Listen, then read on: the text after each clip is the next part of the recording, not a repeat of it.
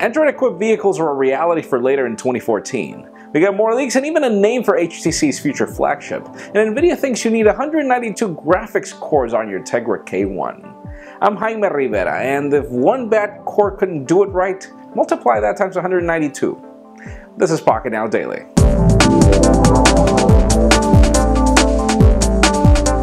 Let's start the day off early since CES has been pretty much happening since last night. We've already got a Lenovo ThinkPad 8 being announced, and even though we don't really cover much Lenovo, the reason why this tablet is hot is because this is pretty much the first 8-inch tablet that's focused on business users. Or so does Lenovo claim, as it does bring better specifications than the current Dell and Toshiba offerings.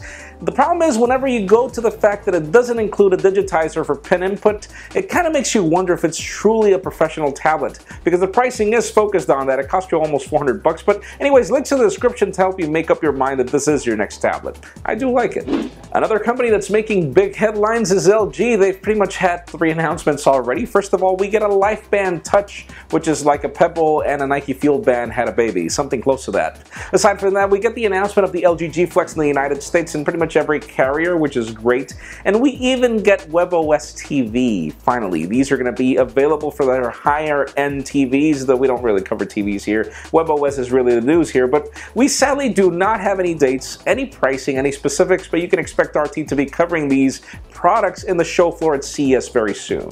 Now, a company that's not making any headlines at CES, but that will at MWC, is HTC. We get more details on the M8. Apparently, this device will be called the htc-one-plus, which is both good and bad. It's good because apparently it'll keep the same design of the HTC One or something close to it, which is great. We love that design, but then again, we get some bad details, like for example, the fact that apparently it'll keep the same 4 ultra-pixel camera.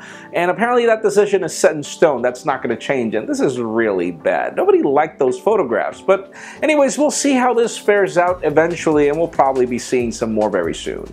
Now let's talk about Nvidia, as the company is showing us their new Tegra K1 mobile processor, which is supposedly better because it brings 192 graphics cores.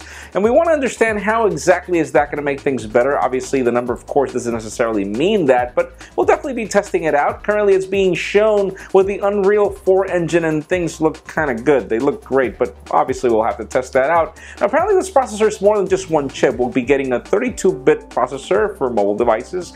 We're getting a 64-bit processor based on the Denver architecture that we saw 2 years ago. And we're also getting an automobile processor, which is really interesting for news that are coming up next.